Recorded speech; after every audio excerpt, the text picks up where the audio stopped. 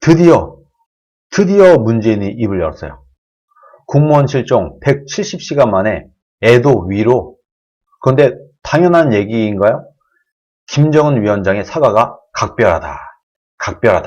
이렇게 얘기를 하고 있습니다. 좀 각별하게 따로 각방에 모시고 싶습니다. 지금 문재인 나중에 임기 끝나면 각방에 개별 독방으로 보내고 싶습니다. 김정은 위원장의 사과가 매우 이례적이다. 이런 일이 없었지. 이런 일도 없었으니까 지금까지. 수석보좌관 회의에서 드디어 문재인이 28일 희생자가 어떻게 북한 해역으로 가게 됐는지 경위와 상관없이 유가족들의 상심과 비탄에 대해 깊은 애도와 위로의 말씀을 드린다. 이렇게 얘기를 했어요. 그러면서 매우 유감스럽고 불행한 일이 발생했다. 아무리 분단 상황이라고 해도 일어나서는 안 될 일이었다. 하면서 국민들이 받은 충격과 분노도 충분히 짐작하고 남는다. 이유 여하를 불문하고 국민의 생명과 안전을 지켜야 하는 정부로서 대단히 송구한 마음이다. 이렇게 얘기했어요. 그나마 조금 송구하다는 얘기를 한 것은, 송구하다는 말이 약간 뭐 죄송하다, 미안하다 이런 거에 좀 약한 표현이잖아요. 어쨌든 이렇게 얘기를 했습니다. 무려 A씨가 실종된 지 일주일 만에, 170시간 만에, 대면 보고를 받은 지 125시간 만에, 거의 5일이죠. 처음으로 얘기를 했다. 총살된 지는 136시간 만에. 어쨌든 문재인이 인지하고 나서 5일 만에 얘기를 했습니다. 125시간 만에 얘기를 했습니다. 아니, 본인이 박근혜 전 대통령 때 그 세월호 7시간으로 그 난리를 펴놓고 본인은 125시간 만에 나왔어요. 해상 교통사고로 그 난리를 쳐놓고 본인은 정말 북한이 대한민국 멀쩡한 국민을 죽였음에도 불구하고 이렇게 125시간 만에 나타났다고 합니다. 그런데 왜 이렇게 늦게 알았고 일 처리가 늦었냐? 이런 사람들이 주변에 많았기 때문일까요, 지금? 보세요. NSC 불참 비판에 서른이 새벽 3시 대통령 깨울 일이 아니다. 대통령 주무셔야지. 우리 대통령님 뭐 휴가도 챙기고 몸도 생각하시고 바쁘신데 새벽 3시에 대통령 깨워갖고 NSC 회의에 참석하게 할 수는 없지 않냐. 아주 그냥 잘나셨어요. 서른 의원. 제정신이 아닌 것 같아요. 그러면 진작에 예전에 박근혜 대통령한테 7시간 어쩌고 하지나 말든가. 이렇게 하고 있습니다. 그러니까 국민들이 열받아서 말문이 막혀요. 이쯤 되면은 이제 더 이상 대화가 안 돼요. 대화가 안 되고 말문이 막히기 시작을 합니다. 얘네들 왜 이래? 이해가 안 가. 이런 얘기가 절로 나옵니다.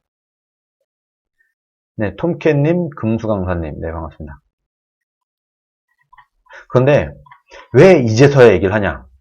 그리고 문재인 대통령은 그 시간 동안 뭐 했냐? 이렇게 얘기를 하니까 대통령의 시간은 위기 관리를 위한 고심의 시간이었다. 고민하고 있었다. 문재인이 보고를 받고 바로 뭔가 얘기를 하지 않은 거는 고민하느라 그런 거야. 그동안에 왜 얘기 안 했냐? 대통령 47시간의 행적을 밝혀야 된다. 이렇게 야당이 요구를 하니까 이것에 대한 답변을 내놨어요. 대통령은 그때 위기 관리를 위한 고심의 시간이었다. 고민을 하고 있었다. 그 고민의 결과가 뭐냐? 아카펠라 공연을 보러 간 겁니다. 고민 끝에 고민하다가 그 결과가 뭐냐? 나 열심히 고민하고 일단 아카펠라 공연부터 봐야 되겠어. 공연을 본 겁니다. 그 결과가. 냉전 구도로 되돌아가자는 주장이냐? 그건 아니겠지. 국내 언론이 문재인 정부의 요즘의 행태를 비판하니까 다시 냉전 때로 돌아가자는 거야? 이렇게 얘기를 하면서 그 시간 동안은 박근혜 7시간 뭐 했냐? 했는데 그때는 뭐 여성 대통령이다 보니까 온갖 뭐 성희롱 같은 얘기들이 쏟아졌었어요. 근데 문재인은 그런 건 없었어요. 그래도 지금 언론은 문재인에 대해서 예전에 박근혜 때처럼 막 온갖 무슨 뭐 무당을 불러서 구술했네, 일부러 뭐 세월호를 침몰시켰네, 뭔가 이상한 말도 안 되는 그런 언론 도배질은 없었습니다. 그런데 기껏 한 말이 고민했다. 고심을 했다. 그 시간 동안. 이틀 동안 고심했다. 고심하고 나서 고심이 끝나자마자 아카펠라 공연 보러 갔다. 정말 할 말이 없습니다. 진짜. 요즘 문재인 정부와 뭐 추미애, 조국 이런 사람들 하는 걸 보면 이 사람들은 뻔뻔하다 못해 약간 정신세계가 우리와 좀 다른 것 같다. 이런 느낌까지 듭니다.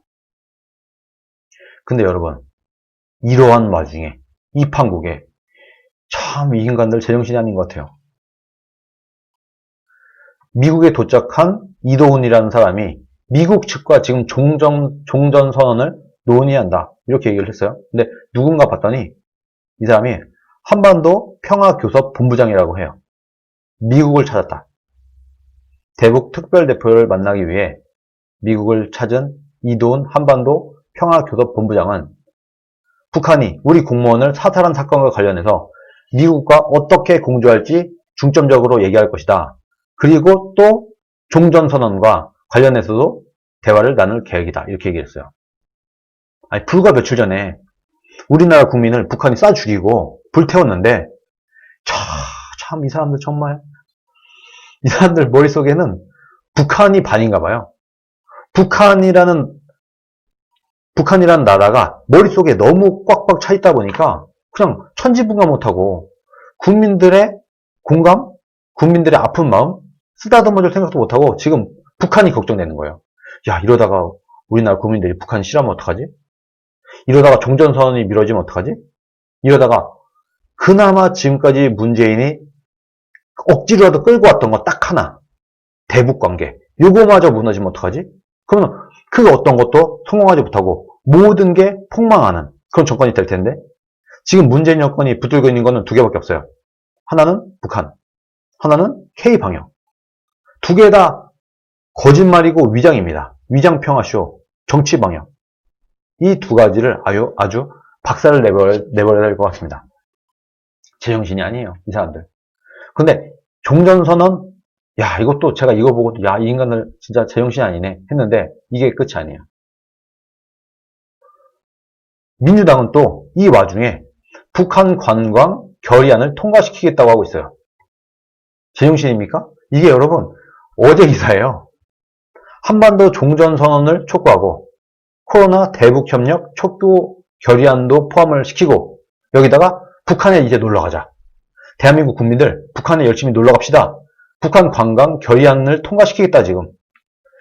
이성을 잃었다. 이쯤 되면은 이성을 잃은 것 같아요.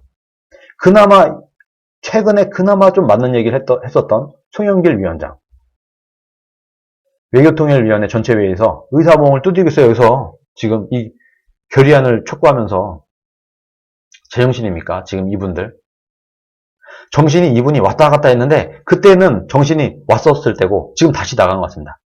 가끔씩 한번 와요. 정신이 대체로 나가 있다가 한 번씩 집 나간 정신이 돌아오는데 예전에 돌아왔을 때는 잠깐 발음을 하고 지금 또 원래대로 돌아왔습니다. 아니 이거를 어떻게 받아들여야 될지 모르겠어요. 이 와중에 종전선언도 해야 되고 대북 협력도 촉구해야 되고 북한에도 놀러 가야 되고 이거는 어떻게 설명이 안 됩니다. 정말 미친 인간들 아닌가. 요거 외에는 할 말이 없어요. 네, 박현옥님, 류동숙님, 네 반갑습니다. 안비비아나님, 네 반갑습니다. 그런데 또 있어요. 여기서 끝이 아니에요. 국민이 피살된 다음날 통일부에서 북한 마스크 지원을 승인했다. 뭐 통일부답죠. 대한민국 통일부답죠. 북한에 어떻게 하면 더 퍼질까? 어떻게 하면 북한이 잘 보일까? 요것만 생각하고 있어요, 지금. 지금요, 이런 걸 볼 때 대한민국 정부 전체가 대한민국이라는 나라 전체가 총력을 동원해서 북한을 위해서 일하는 느낌이에요. 문재인 정부, 통일부, 국정원까지. 그냥 대한민국에 있는 정부의 권력 통째로 지금 총력을 동원해서 북한을 위해서 일을 하고 있는 느낌이 든다. 남한내 북한 정부가 들어선 것 같습니다. 제가 이거는요, 문재인 정부 들어설 때부터 얘기했어요. 문재인이 대통령 되면 남한 안에 북한 정부가 들어선 것과 똑같이 갈 것이다. 뻔하다. 이 사람들 봐라. 이 사람들 머릿속 봐라. 지금 그러고 있죠, 지금. 이 사람들의 머릿속에는 북한밖에 없는 것 같아요.